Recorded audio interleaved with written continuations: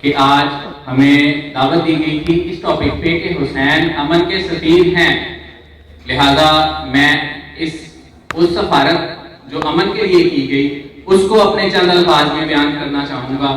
اس سے پہلے میں ایک دعا جو اپنی لکھی ہوئی ہے اس نئے سال کے متعلق اس سے آغاز کروں گا۔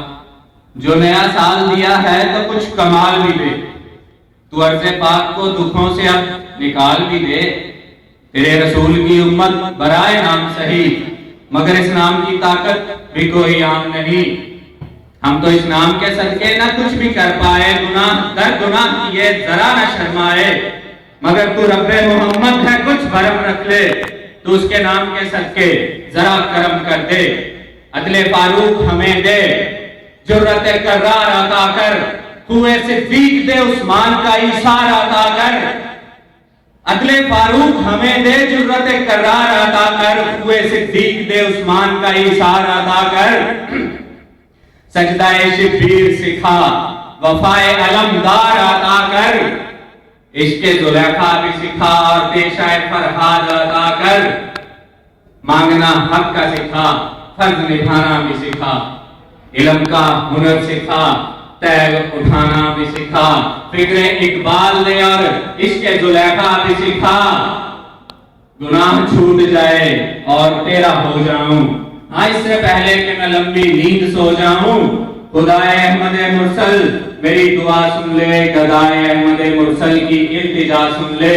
جو نیا سال دیا ہے تو کچھ کمال بھی دے، تو عرض پاک کو دکھوں سے اب نکال بھی دے۔ معزز مہمانان گرامی، معزز ججز، حسین ابن علی جن کے بارے میں، جن کی شہادت کے بارے میں ہمیں یہ بات کلیئر ہماری احادیث میں موجود ملتی ہیں کہ جناب نبی کریم صلی اللہ علیہ وآلہ وسلم نے اپنی زوجہ محترمہ سے یہ ارشاد فرمایا جب حسین کو اپنی گود میں اٹھائے ہوئے تھے تو انہوں نے بتایا، یہ حدیث میں موجود ہے کہ یہ میرا نواسا، یہ میرا بیٹا میری امت کے ایک گروہ سے بہت جلد شہید کر دیا جائے گا۔ تو کیا شہادت حسین پتہ نہیں تھا؟ کسی کو پتہ تھا۔ یہ بھی روایات میں ملتا ہے کہ جب امام علی مرتضیٰ رضی اللہ تعالیٰ عنہ جنگ صفین کے لیے جا رہے تھے تو انہوں نے کربلا کے میدان کی ہر ایک چیز کی واضح نشاندہی کی کہ جہاں میرا بیٹا شہید ہوگا وہاں میرے بیٹوں کے خیمے ہوں گے، یہاں وہ اپنے اونٹوں کی لگامیں باندھیں گے۔ ہر چیز پہلے سے پری پلان تھی، ان کو پتا تھا۔ آپ غور کریں، اس بات پہ کریں عمل۔ اس بات سے چھلکتا ہے کہ جس حسین ابن علی کو اس بات کا علم ہو کہ میں کربلا میں جاؤں گا اور مجھے شہید کر دیا جائے گا، جس کو جانے سے پہلے اصحاب منع کریں کہ آپ کے ساتھ وہاں پہ اچھا سلوک نہیں کیا جائے گا، آپ وہاں مت جائیں، آپ پروگرام تبدیل کر لیں، تو وہ پھر بھی وہاں پہ جاتے ہیں۔ اس لیے جاتے ہیں، انہیں پتا تھا کہ ان کا سر کٹے گا تو اسلام کا سر بچے گا۔ امت میں ایک گروہ پیدا ہو گیا ہے، حسین نے اس گروہ بندی کی مخالفت کر کے امت کو متحد ہونے کی دعوت دی۔ انہوں نے امت کو اکٹھا ہونے کے لیے اپنا سر کٹوایا۔ انہوں نے اس گروہ کی بات کو اگر وہ کسی طرح بھی مانتے، کسی اور دلیل سے مانتے، تو کوئی کہتا حسین سیاست کے لیے لڑ رہے تھے، کوئی کہتا حسین اقتدار کے لیے لڑ رہے تھے، لیکن میں جانتا ہوں، تمام مسلمان جانتے ہیں، حسین ابن علی کی تلوار میں آم سے باہر آ جاتی تو کیا وہ یزید کے فوجی یہ قیامت تک نہیں رکتی تھی، وہ تلوار ابن علی کی تھی۔ میں نے روایات میں پڑھا ہے کہ جب ان یزید کے ٹولے نے خیموں کی طرف رخ کرنا چاہا تو حسین ابن علی کا ہاتھ 10 ان کے میدان پہ آیا۔ انہوں نے کہا رک جاؤ ورنہ میں تلوار نکال لوں گا، اور تلوار نکل آئی تو قیامت تک میری تلوار نہیں رکے گی۔ ان فوجوں نے قدم پیچھے ہٹائے اور اپنے لیڈروں سے بولے کہ اس آواز میں مجھے علی کا بیٹا نظر آ رہا ہے، جس کی تلوار اٹھ گئی تو کبھی نہیں رکے گی۔ اس تلوار کو روکنے کے لیے وہ پیچھے ہو گئے۔ حسین نے سر کٹوایا، سینے پہ نیزے کھائے، تیر کھائے، مگر ہمیں بتایا کیا؟ صرف یہ بتایا کہ امت میں کل کو گروہ بندیاں ہوں گی، کل کو فرقے بنے گا، کوئی کہے گا میں سنی ہوں، کوئی کہے گا میں شیعہ ہوں، کوئی کہے گا میں اہل حدیث ہوں۔ انہوں نے صرف اس گروہ بندی کو ختم کرنے کے لیے اپنا سر کٹوایا اور صرف ایک بیان دیا، کیا؟ مجھے سجدہ کرنے دو۔ انہوں نے سجدہ کیا، تیمم کیا، خون آلود مٹی کے ساتھ تیمم کیا، وضو کیا اور سجدہ کیا۔ سجدے کے بعد جب سر قلم کر دیا گیا، سر نیزے پہ چڑھا اور بولا اعوذ باللہ من मिनश्शैतानिर्रजीम बिस्मिल्लाहिर्रहमानिर्रहीम अल्हम्दुलिल्लाह रब्बिल आलमीन। यहाँ से शुरू होकर जब वो वलद्दालीन पर पहुंचे तो खुदा की कसम तारीख गवाह है, यजीद की फौज के मुंह से लफ्ज आमीन निकला। वो क्या था?